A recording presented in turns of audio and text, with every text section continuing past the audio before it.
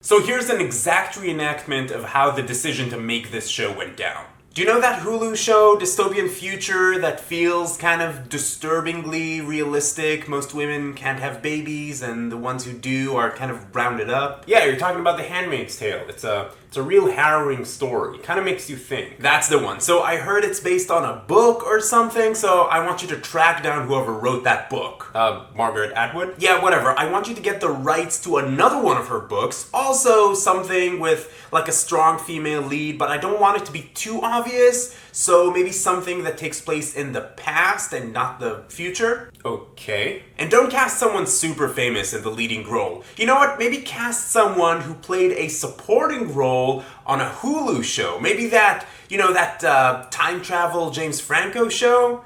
Yeah, that's sneaky. I'm being sneaky. Alright, I think I get it now. So, how about we also make it just like a limited series? Just 6 episodes, nothing fancy, not even run any promotion for it. Let's actually try to make sure just no one knows about it when it releases. Now you get it! Business! Yes! By the way, you know Hulu wasn't really subtle about capitalizing on our success when they made Marvel's Runaways. Yeah, but try to make our thing, good. Welcome to Binge Watchers, where we talk about the stories and characters we love and the shows they live in. My name is Ron. I'm in San Francisco right now in front of a window, so if the light changes, that's why. I guess that doesn't have anything to do with me being in San Francisco. But anyway, let's talk about the Netflix original, Alias Grace. Alias Grace is based on the Margaret Atwood novel of the same name, and it tells the story of Grace Marks, a poor Irish immigrant working in Canada as a servant in the 1800s. Grace is accused and convicted of the murder of her employer and his housekeeper, and then she's sent to prison for forever. When the story begins, Grace has already been in prison for about 15 years, and a committee comes to the conclusion that maybe at this point she suffered enough and she's due to be released to the world, but they need a report from a reputable doctor to support their claims. So they bring in Dr. Simon Jordan, an American doctor who specializes in the mind. Essentially, he's like an early version of a psychoanalyst. Throughout a series of interviews and conversations with Grace, Dr. Jordan tries to get Grace to remember the series of events that led up to the murders, and he also tries to see maybe she's innocent, or if she's not, is she remorseful? Mainly, he's just trying to understand who she is, what's her deal, who is this mysterious woman. Throughout these interviews, Grace maintains her innocence pretty consistently, but at this point she's already been in prison for just over half her life, and throughout that time, people have been telling her over and over that she did it, she's guilty, she murdered those people, even if she remembers otherwise or believes otherwise. So maybe at this point she's not sure herself, or maybe she is. This is exactly what this show toys with. Alias Grace is told mainly through Simon interviewing Grace and Grace telling him in great detail everything that happened to her from place to place, from Ireland to Canada, from different places in Canada, people she met, and things that she's been through. At some point watching this, you start to wonder. She's talking about things that happened 15 years ago. I can barely remember what I did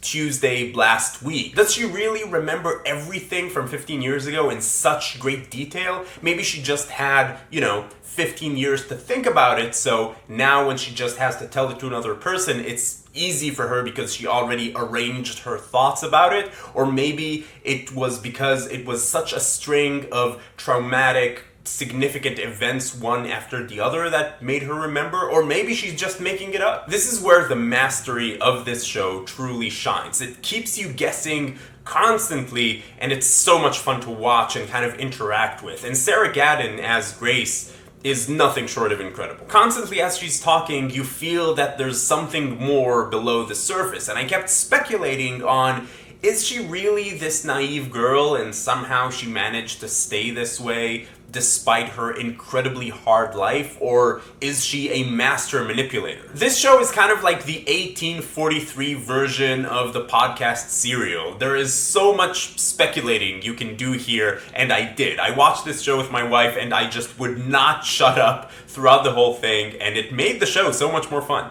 For me, maybe not for my wife. This show is just 6 episodes, and each episode is about an hour long, and it was just a pleasure to watch. And it's one of those rare shows that really hooked me from the very first episode. And again, it shows that you can tell a really great story in depth with just a few episodes. So on a side note, Netflix, listen to me.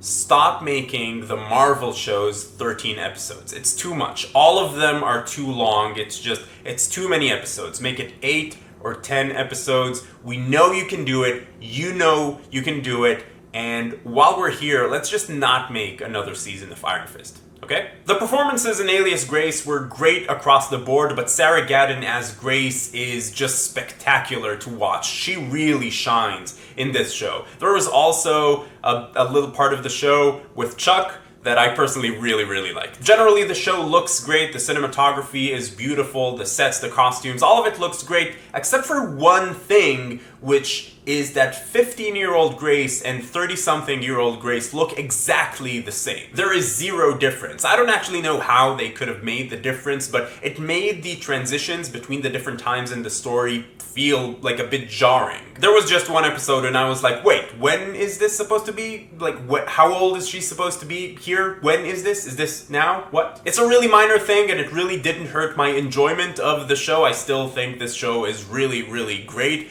but it's just one of those things that's like, I know you noticed this while making this show. And also, Simon clearly has a wig and it's weird. But those were really my only, admittedly very nitpicky problems with the show. I thought this show was pretty fantastic. It keeps making you question every version of events that you hear. You try to piece everything together and you try to figure out who actually did it, who did the murders, who killed those people. It's Making a Murderer Margaret Atwood edition. And the show also doesn't give you a break, which I loved. Other shows might have had like 5 more episodes of just explaining stuff to you, just spoon-feeding you all the missing details and facts that you need to piece everything together yourself, or it would give you some definitive version of the events, and that would absolutely ruin this show. The beauty of this show and what makes it work so well, it's the mystery. Everything is shrouded in mystery, and it's also why I'm being very careful not to talk about it too much because of spoilers. So bottom line, should you watch it? Absolutely. Watch this show with your face at 6 episodes. This is just a pleasure to breeze through on a weekend. I loved how this show takes this proven, simple, almost tired concept of telling a story through an interview and memories, and it breathes new life into it. It makes it interesting. It makes you doubt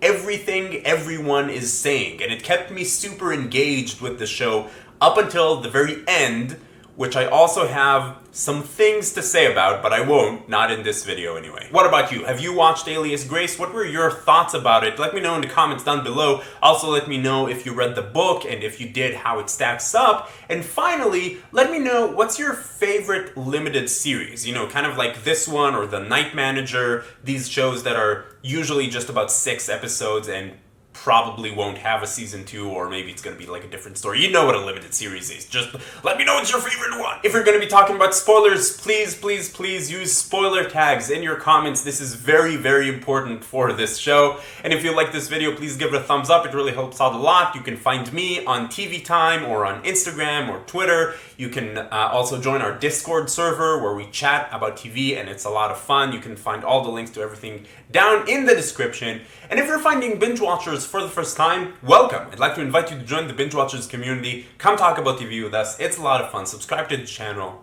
But in any case, keep binging, and I will see you in 1843 Canada.